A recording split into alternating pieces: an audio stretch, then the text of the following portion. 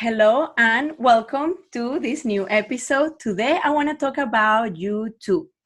I want to tell you today my experience with YouTube, how I started YouTube. I think I started in 2008 and YouTube was literally like brand new. And I just want to tell you how I did, what I accomplished, my failures, what I should have maybe have done, and I hope you enjoy this. The point that I want to do with this podcast today, I also want to talk about my accent and YouTube because I want to share this experience that I had with you guys and this fear that I had with you guys because maybe it's the same fear and the same emotion that you're having right now that is going to let you breathe and just say, I can do this. I'm going to just go ahead and do whatever you want to do in YouTube. So I want to talk today about the good, the bad, and the ugly of YouTube. So let's start first. How do I get into YouTube? I have a Hey Math group. At this point, I had a lot of students that would come to the center. And sometimes they will have to take the GED or they will have to take the SAT, whatever class they will have, whatever they will have to do for like as a test. I knew that we had to go through the same basic arithmetic. Fractions, multiplications, it doesn't matter how old you are, you have to always go through that, right? And especially when I had adults, students, I always felt that it was easier for them to go to the video or to watch something before coming to the center. That way they will feel more comfortable. Not only that, they will maximize their time with me asking questions. And I also think it will kind of make them relieved that they will have also something to go back, after the lesson. Some of students took advantage of it and they did great. Some students didn't care, but I'm happy that the ones that took advantage, most of them did well and that helped them tremendously. So that's my first point about YouTube. When I started YouTube, this was 2008, you couldn't really make money out of YouTube because YouTube at this point is just a platform. It was just literally out, and everyone was just crazy about these videos that people were doing stunts and they were putting cats and babies. So that's how YouTube started out. And it was basically like the opportunity of making a video and sharing it in a simple way. Because at this time, for those that are younger than me, what is considered to be a millennial, right? Before and after the internet, I had the pleasure of not knowing social media by the time I was, I don't know, much older. And at that time, YouTube was not what it was right now. YouTube was basically a place where you will just put your video and whoever watched it, it was just basically something you could share. Obviously, YouTube became a monster. And this is when I started in 2008. So February 2009, this is my first video. And we're going to see here, had to add fractions. This video actually is the best performer from my YouTube. Notice that the video has really good ratings, the thumbs up, thumbs down. When you want a video when you Google a video, how to add fractions, you will see that the videos that are going to come up are the videos that have the most likes against the most dislikes, to put it that way. Because what Google wants you to do is to find the best video that people have, everyone has like. So how to add fractions is one of them. I also think, and this is a factor that you always need to consider in a lot of those videos that have a lot of million views, is that at this time, I have no one to compete like YouTube now. So when I did a video, I had to add fractions. I didn't care about tags. I didn't care about, you just do it. At this time, you can see in the video, it's all PowerPoint. And at that time, and I regret that, mistake number one, I remember that I used music from Nine Inch Nails because at that time I was listening to Nine Inch Nails and I was into Nine Inch Nails. And I remember that I didn't want to put my voice. That was the first thing. And I want to talk about that issue. When you do YouTube or anything like this, just like I'm showing you right now, my face, and this is very personal and it's extremely, it's it's nice, of course, to be able to tell your stories, to tell something.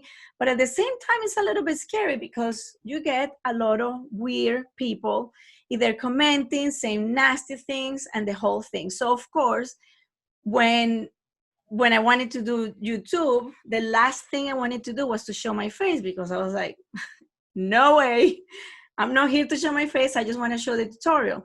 But then the problem was my voice. At that time, my English was, the same, but I always felt that I had an accent, and I always felt that people will be turned off of watching the video with someone speaking with an accent, because how stupid is that? But that's how I felt. So I remember like my first videos, they didn't have my voice. At that time, since I had to work at the same time as a server while I was doing a Hey Math group and the YouTube and all that, because I needed to pay bills. Well, I still need to pay bills, but you know what I mean. I was basically hustling at that point. I remember that this is when the meltdown in 2008 happened. And I had this guy that, I don't know, I don't drink at all, but I had the opportunity to work at the bar because I guess they knew that I was a good salesperson, to put it that way. And I learned a lot of sales skills. I was a terrible, terrible bartender because I don't drink, so I don't know how to mix things. I hate drinking, and anyhow, it was just for the money. It was awful. But anyhow, when I'm bartending this was like in a high-end restaurant. It wasn't, like anything weird. I had this guy, and he was a loan officer, and his name was John. And I will call him Johnny. And I remember that we were talking about it. And this guy was much older than me, and he was being a server because since the 2008 was the meltdown and he was a loan originator, he didn't have a job, so he had to become a server. And again, this was like the times of the recession in 2008.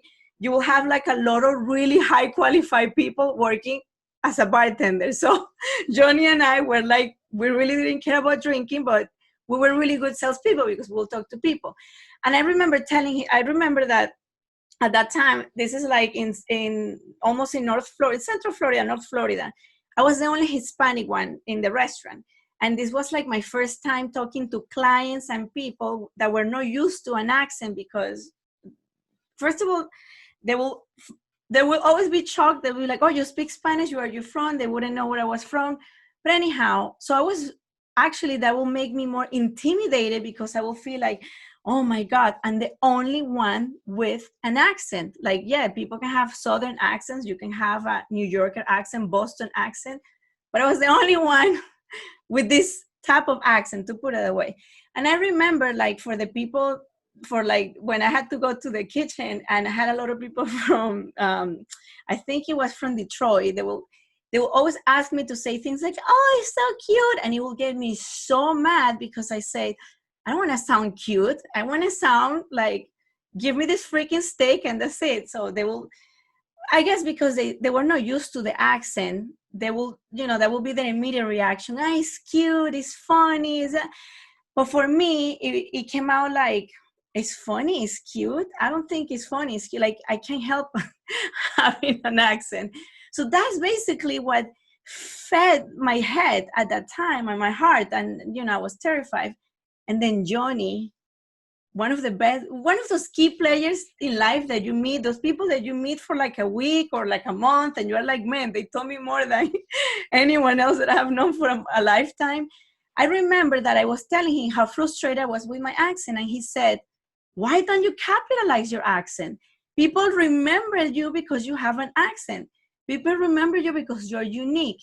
And he said, if you change your perspective, and in fact, just change your voice, make people enjoy your accent, everything is going to change. Let me just tell you, that night I went home, I talked to my husband. By the way, my husband only speaks English, so it's like I don't have a choice, right?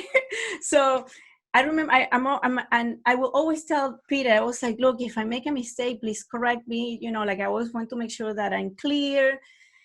And anyhow, I stopped that and I said, I'm just going to go ahead and just start doing the tutorials from my heart. Again, let me just remember you at this point, I'm just making the videos. And when you're making a video or content from your heart just to do something, that's what makes it.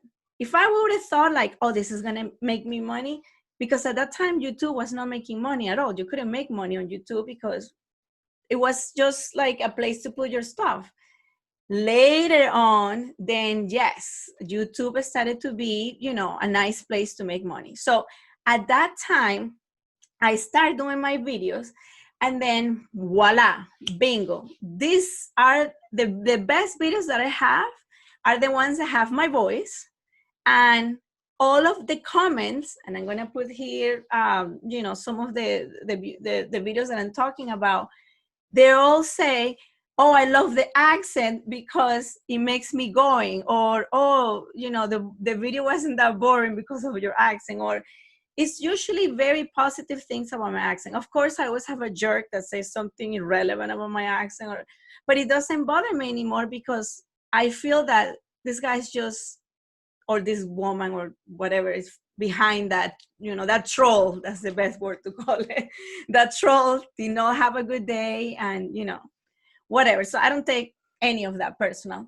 So I wanted to share that with you because I feel that's what made my YouTube flourish, that made my YouTube become more credible for students. Some of my best videos are actually in finance, and they're the most technical ones. And I know from, you know, the comments, they say like, oh, we're watching this. Instead of teaching, my professor put your video. And that makes me so happy because I'm like, yes, yes, yes, yes.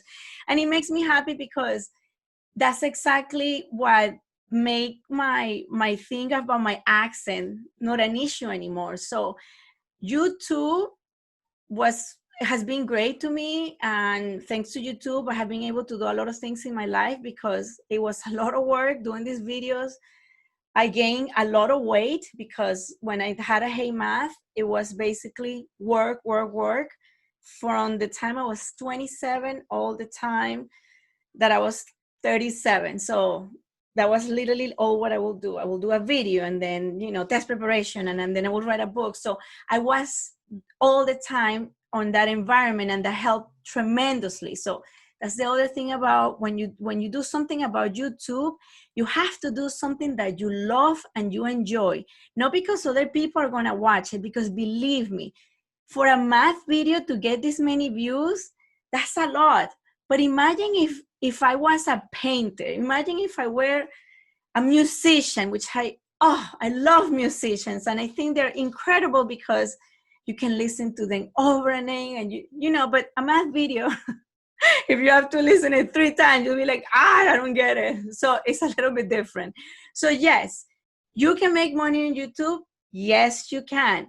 It's not that easy, and it's becoming extremely harder because there are more people you need to compete. When I started YouTube, the 2 main tutors that I remember were big.